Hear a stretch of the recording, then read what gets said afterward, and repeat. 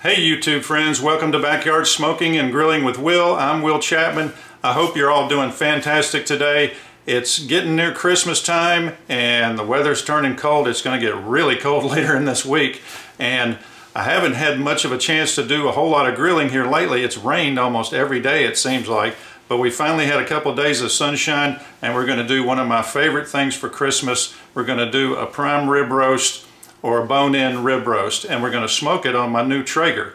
Now this will be the first thing I've cooked on my new Traeger.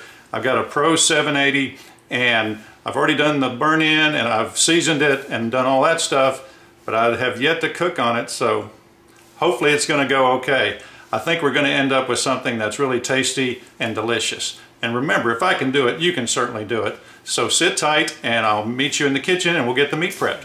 I call this Turf and Turf. It's a 16-ounce T-bone and a 24-ounce porterhouse. Also, whiskey and a cigar.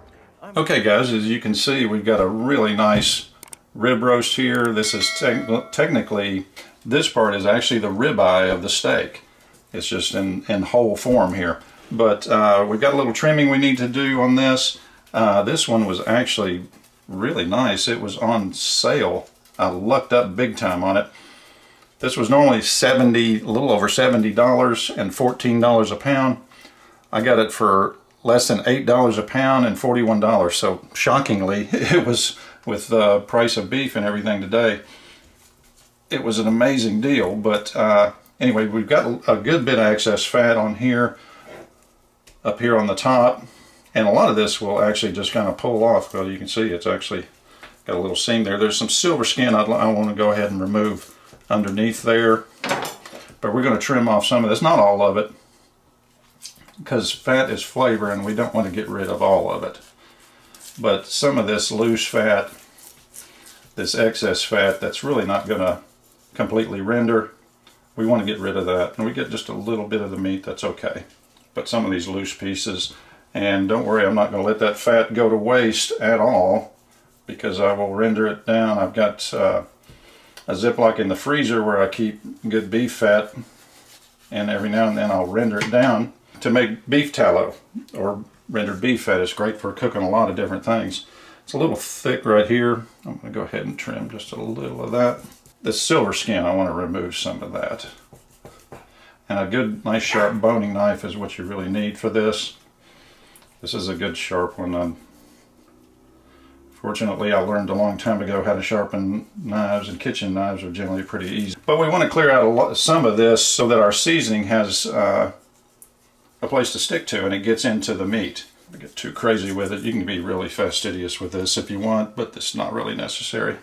Okay, now here toward the top of the bones, you know, we've got, this is a 2-bone roast, so it's fairly small, which will be easy to work with, but there's a lot of excess fat here at the top, and I want to leave some of it, but there's actually some pretty good meat in here, and that's one of the things.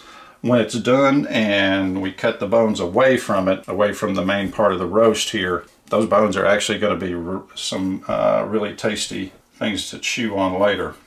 This muscle here, you know, there's a layer of fat there, and this muscle, that's the most marbled, that's the tenderest and tastiest part of the ribeye as far as I'm concerned. And for me, the ribeye is the best steak there is. So next we're going to work up our seasoning. Okay, now the rub we're going to use, and there's really not so much of a rub, it's just seasoning, but it couldn't be simpler, guys. It's just 2 tablespoons of, in this case, sea salt. You can use kosher salt if you have it. 1 tablespoon of ground black pepper. This is the number 16 coarse ground. Then 1 teaspoon of garlic powder. And then I've got a tablespoon of dried rosemary, and I'm going to put that on separate. I'm going to put that on last because it's a strong herb and you don't really want to overdo it. And just mix this up, and it's going to be ready to go onto the rib roast. Not too much pepper. I'm not trying to make, you know, Texas brisket here. We're trying to make a delicious Christmas rib roast. So just give that a mix, and I'm going to put it on by hand, and I put the rib roast back in the refrigerator just to keep it cool. And then we're going to bring it in and season it, and we're going to leave it in with the seasoning on it. We're going to let it rest in the refrigerator because I want that the seasoning to get a chance to really kind of penetrate. And I'm going to leave that in there for a couple hours. We're not going to actually smoke it until later on this evening, and it's like noon here now, so it'll give it a good couple hours. Try to rest it and once you season it, try to rest it in the refrigerator for at least a couple hours. Overnight is actually better, but give it a couple hours to let that salt pull out some moisture, let it kind of set, and it'll be just that much better when it's done. Okay, and I'll see you here in a minute. Okay, so let's get a little bit of the avocado oil on this. Not too much, we just want a light coat all over the buns, all over the sides. And give it a good rub. It makes it a little stickier when you give it a good rub like that. And get all sides here. Like I said, it doesn't require much, but we want to get it all covered so that, like we talked about, it really helps all this wonderful seasoning stick, and especially the herbs, because that's the most prone to kind of fall off. Okay, so let's go ahead and start with the seasoning here. Grab it with my fingers and give it a good coating of all this. It's a big piece of meat, so it can take a lot of seasoning, guys. So don't be shy with it. This front side. Make sure you get all sides of it really good. You don't have to worry about it. That's why I got it in a pan. Okay, so the last thing we're going to do is some of this rosemary. And like I said, I'm not going to do a ton of it, because like I said, it can really overpower, but I think rosemary actually just goes absolutely wonderful with beef. I really do. And again, we want to get all sides with that.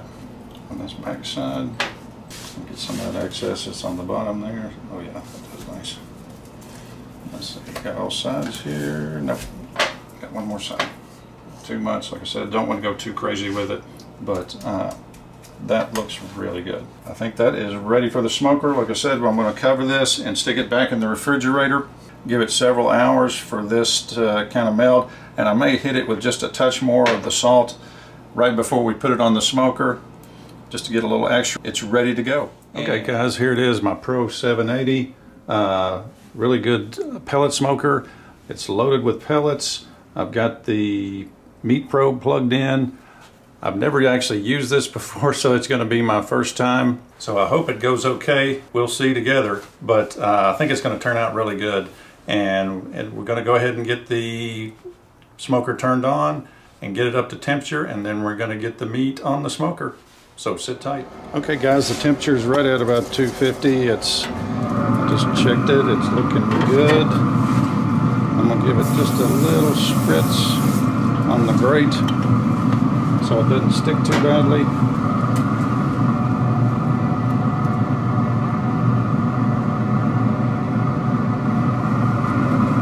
Okay, wow, that looks really good. It already smells good. Get this closed again so it'll stay nice and hot. Whoop, almost forgot one thing. I forgot to put the meat probe in. Get it about to the center, right there.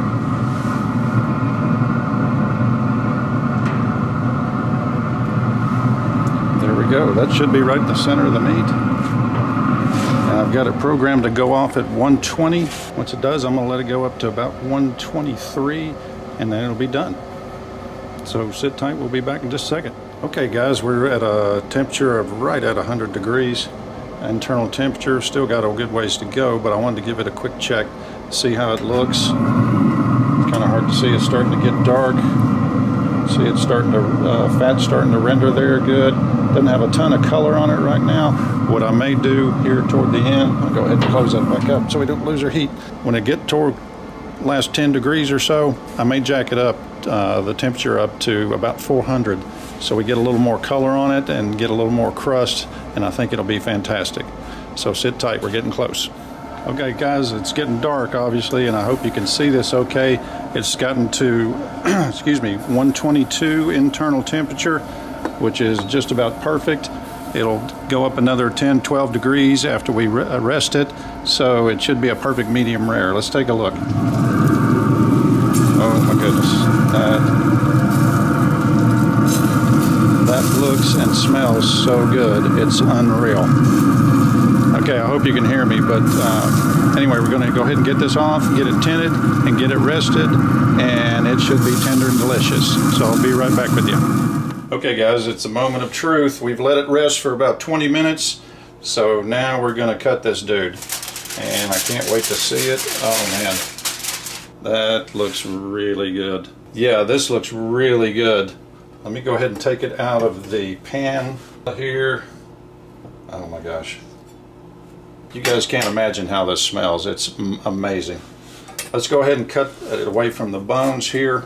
And I'm going to leave quite a bit on the bone because that's going to be some really good eating later on. But I'm going to run my knife. I've got a nice sharp carving knife. And I'm going to run down that along the bones.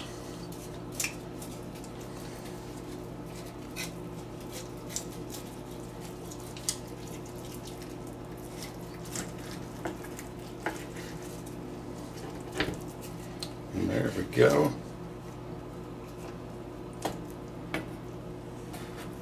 Oh my goodness. That looks, check out these bones. Those look fantastic. Ooh, those are going to be good eating later on. I'm going to set those aside. Oh, it's still hot. Ouch. Let's take a look. Oh my goodness. Feels like jelly. Alright, so let's cut this in half. And we're going to see how we did. I'm going to cut it right down the middle. Actually, I'm going to cut it just a little on the bias here. And we'll see how we did. Oh my goodness. Look at that. That is just about a perfect medium rare. I'm going to cut a little slice in here. I'm dying to try this. Like I said, this is a small one, only about 5 pounds, but oh my goodness. That is so good looking. Alright, I'm going to cut a piece off of this. I got to try. Remember I talked about the spinalis muscle that's kind of here at the end of the ribeye. I'm dying to try some of that with that bark on the end of it. Oh my gosh, look at that. The fat, the juice. You can't believe how juicy this is. Okay, here we go guys. Hope you can see that. This looks so good. That is so tender and so juicy and so savory. I get hardly any smoke at all. Very little smoke from the Traeger. Although you do get some smoke, but good Lord, that is so good. That calls for a little of the red. This calls for a little of the bubbly. You're gonna be my best man here. Oh, good. I promise. But oh my gosh, that is so good. Guys, you gotta try this. This is, as you can see, it was very easy. The real key to it is just to get it to the right internal temperature. There's really not that much to it. Get a good seasoning, use a binder so everything sticks. So you get a hint of that rosemary. That's so good. It's not overpowering also. Just cook it to 222. That's basically where I cooked it to. And then jack up the temperature at the end. Get it up to about 105. In this case, I was going for medium rare. By the time you get at 105, go ahead and jack it up to about 400 to 450. And you'll get this beautiful crust, and it is absolutely fantastic. Hope you can see that. That's so good. Look, it even has a little bit of a smoke ring on it too. It's so easy. If I can do it, you can certainly do it, so give this a try. Okay guys, I hope you enjoyed this video. I know I enjoyed making it. If you like it, hit that like and subscribe button. I could use some subscribers. In the meantime, please be good to one another. Tell the people in your life that you care about, that you love them, because you never know. And Merry Christmas and Happy Holidays to you. I hope you have a great New Year. And so does Bambi. She got some steak too. So take care, and I'll see you in the next video.